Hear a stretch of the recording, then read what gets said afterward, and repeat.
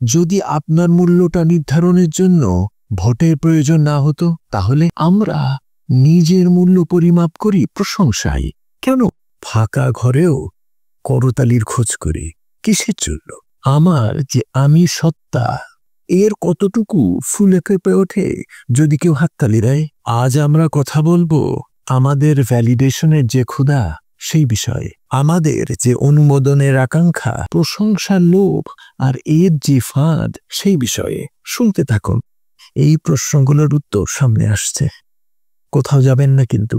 Validation খোঁজা মানে হলো নিজের আত্মাকে এগিয়ে ধরা অন্যের দ্বারা যাচাইয়ের জন্য, যা ভোগ, ক্ষণস্থায়ী এবং কখনোই পুরোপুরি যথেষ্ট নয়। কারো মুখে তুমি খুব দয়ালু শুনলে মনটা আনন্দে ভরে যায়, কিন্তু শুধুমাত্র এ কথা কি আপনাকে দয়ালু করে তোলে? যদি কেউ বলে তুমি নিষ্ঠুর, শুনলে মুখের হাসি মুছে দেয়, তবুকে তাতে আপনি সত্যি নিষ্ঠুর হয়ে যান?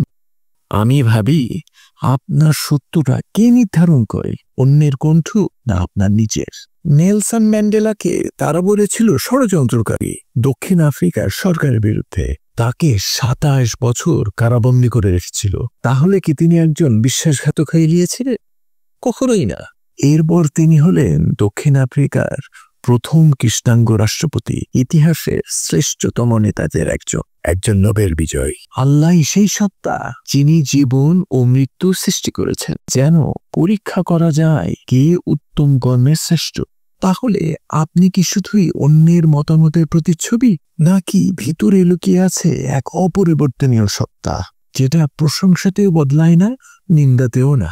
If this resonates with you, যদি এই কথাগুলো আপনার মনে দাগ কাটে, তাহলে এই ভিডিওটা আপনি মিস করতে চাইবেন না। এটা হয়তো আপনাকে আপনার ভিতরের কিছু নতুন করে আবিষ্কার করতে সাহায্য করতে পারে। তাই সঙ্গেই থাকুন। Thomas Alva Edison. জানেন কি, এডিসনের এক শিক্ষক একবার তাকে বলেছিল অ্যাডল্ট, অসুস্থ মস্তিষ্কের ছেলে যে কিছুই শিখতে পারে না। এক পর্যায়ে তার মা সিদ্ধান্ত নিলেন আর স্কুল নয়, তিনি নিজেই ছেলেকে ঘরে পড়াতে লাগলেন। উৎসাহ দিলেন ছেলের জানার আগ্রহকে আর শেখার প্রতি ভালোবাসা গড়ে তুললেন। এই স্বাধীনতায় এডিসনকে দিল পরীক্ষা নিরীক্ষা করার সুযোগ, আর গড়ে উঠতে থাকলো তার সমস্যার সমাধানের দক্ষতা। কিন্তু বড় হয়েও এডিসনকে পড়তে হয়েছে তীব্র সমালোচনার মুখে। অনেকে তার দুঃসাহসী ধারণাগুলোকে ভীষণ সন্দেহ করতে। সে সময় তিনি ১০০০ বার ব্যর্থ হয়েছিলেন লাইট বাল্ব আবিষ্কারের পূর্বে। তারপর তিনি কি প্রশংসা খুঁজেছিলেন? তিনি কি অন্যের অনুমোদনের জন্য অপেক্ষা করেছিলেন? না।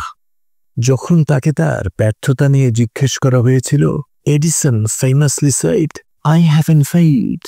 I have just found 10,000 ways that won't work. আমি ব্যর্থ হইনি, আমি শুধু ১০,০০০ উপায় খুঁজে পেয়েছি যা কাজ করে না। তিনি ব্যর্থতাকে দেখেছিলেন অগ্রগতির পথ হিসাবে, থামেননি যতক্ষণ না তার আইডিয়াটা সফল হয়। আর পরে তিনি হয়ে ওঠেন পৃথিবীর অন্যতম শ্রেষ্ঠ আবিষ্কারক। তার অধ্যবসায় বদলে দিয়েছে আমাদের জীবনধারা, আক্ষরিক অর্থেই আলোকিত করেছে এই পৃথিবীকে। একটি শিশুর কথা ভাবো, সে এক টুকরো কাগজে কিছু আঁকলো। মায়ের কাছে এসে বলল, মা দেখো তো ছবিটা এঁকেছি, কেমন হয়েছে? মা আদর করে চুমো খেয়ে বললেন, দারুণ হয়েছে, খুব সুন্দর।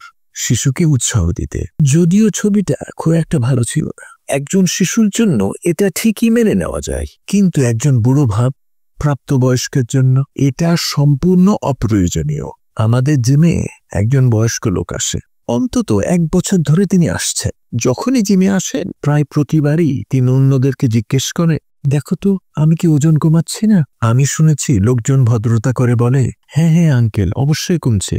আমি মনে মনে বলি, আমি জ্ঞান হারাবো, মরেই যাব। I felt like saying, for God's sake, tell the truth. He's not a kid.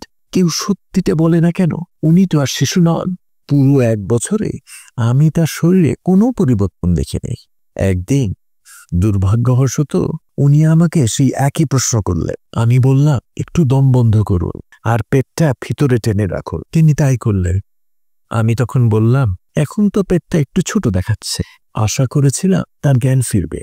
বোঝাই হবে। If your identity is written in others' eyes, it will vanish every time they blink. আপনার পরিচয় যদি অন্যের চোখে লেখা হয় তবে তারা চোখ ঝাপটালে সেটা মুছে যাবে। আপনি যদি নিজের প্রতি সৎ থাকেন, নিজেকে সত্যিই চিনে থাকে, তাহলে এসব ফালতু স্বীকৃতি আপনার লাগবে না। The question is, can you handle the truth? আপনি কি সত্যকে সামলাতে পারেন? যদি পারে তাহলে সত্যকে মেনে নিন আর প্রতিদিন একটু একটু করে নিজেকে উন্নত করতে শুরু করুন। Confucius says, what the superior man seeks is in himself, what the small man seeks is in others. উৎকৃষ্ট মানুষ নিজের ভেতরে খোঁজে আর সাধারণ মানুষ খোঁজে অন্যের ভেতর। মিস করবেন না। Validation Trap Part 2. Have a lovely day.